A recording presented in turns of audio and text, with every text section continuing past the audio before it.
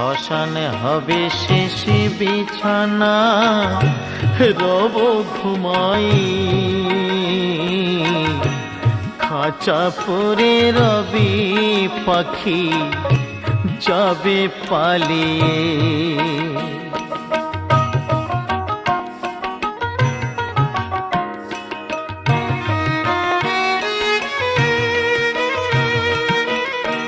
প্রাণ পাখি পালালে দেহ আর দেবে না সাড়া, রাতে মরলে সকাল হলে বলবে বাঁশি মরা।